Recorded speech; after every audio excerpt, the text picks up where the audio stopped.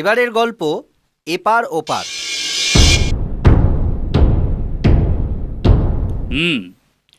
গোপাল নেপাল দুজনই উপস্থিত দেখছি, তাই মুর্শিদাবাদ রাজদরবারে আমি তোমাদের স্বাগত জানাচ্ছি। আশা করি তোমরা নিশ্চয়ই জানো আমি তোমাদের কেন ডেকেছি। হ্যাঁ নবাব বাহাদুর, জানি।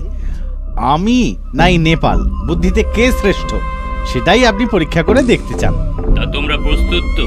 আগে হ্যাঁ সুলতান বাহাদুর। বেশ বেশ। এইবারে আমি আপনাদের দুজনকে তিনটি মানুষ আনতে বলবো, যাদের একজন থাকবে নদীর এপারে, একজন থাকবে নদীর ওপারে, আর একজন থাকবে মাঝ নদীতে। সময় 1 দিন। যে এই কাজটা ঠিক মতো করতে পারবে সেই হবে প্রকৃত বুদ্ধিমান। যান, এবার আপনারা কাজে লেগে পড়ুন। দয়া করে ছেড়ে দিন, ছেড়ে দিন কথা, দয়া করে আমাদের ছেড়ে দিন। আরে বললাম তো, তোমাদের কোনো ভয় নেই। সুলতান বাহাদুর তোমাদের সাথে দেখা করতে চান, তোমরা দেখা করেই চলে আসবে। উনি আমাদের কতল করবেন না তো? আরে না না, কোতল করবেন কেন? শোনো, কাল সকাল 10 ঘটিকায় তোমরা প্রাসাদের প্রধান ফটকের কাছে উপস্থিত থাকবে। আমি নিজে তোমাদের নিয়ে যাব। আচ্ছা। মা, তাহলে যাবে তো? মা বলে যখন ডেকেছো, তখন ছেলের বিপদে না গিয়ে থাকি কেমনে? যাব, নিশ্চয়ই যাব।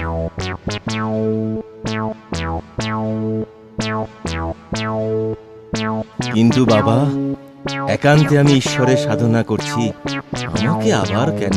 ভয় পাবেন না সাধু বাবা, আপনি সেখানে শুধুমাত্র কয়েক মুহূর্তের জন্য যাবেন, তারপরে এই নির্জন কুটিরে আবার চলে আসবেন। যাবেন তো বাবা? বেশ, যাবো খুন।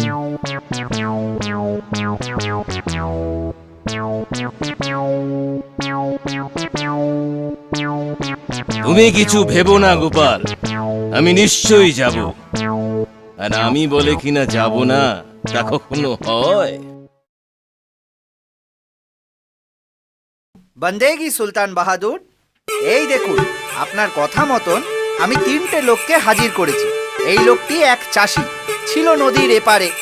এক কুমোর নদীর ওপারে বসে পলি তুলছিল। বিশ্বাস না হয় এদেরই জিজ্ঞাসা করো, দেখুন। আর গোপাল তুমি? নবাব বাহাদুর, প্রথমে জানাই, আপনি এখানে নদী বলতে গঙ্গা বা পদ্মার কথা বলেননি। আর তাই আমি এনেছি এই 3 মানুষকে। ইনি হচ্ছেন মন্দিরের পূজারী, ব্রাহ্মণ।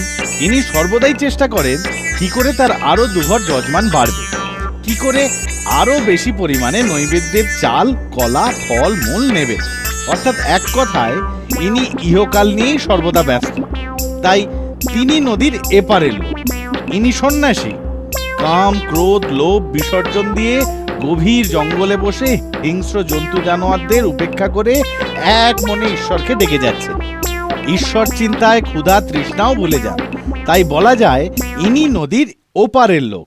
আর ইনি একজন মা, সর্বদাই ব্যস্ত শিশুর যত্নে, না ব্যস্ত নিজের প্রভাব প্রতিপত্তি নিয়ে, না ব্যস্ত ঈশ্বর চিন্তায়। তাই বলা যেতে পারে ইনি হচ্ছেন মাঝ নদীর লোক। কি বুঝলেন মহারাজ? সত্যি গোপাল, তুমি শুধু বুদ্ধিমানই নও, মহাপণ্ডিতও বটে। এই নাও তোমার পুরস্কার।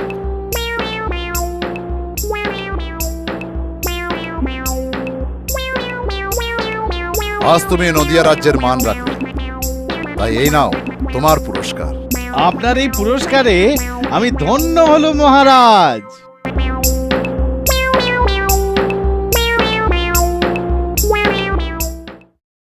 মজাদার বাংলা কার্টুনে মন ভরিয়ে তুলতে ডাউনলোড করুন ক্লিক অ্যাপ আর ট্যাপ করুন ক্লিক কিডসে।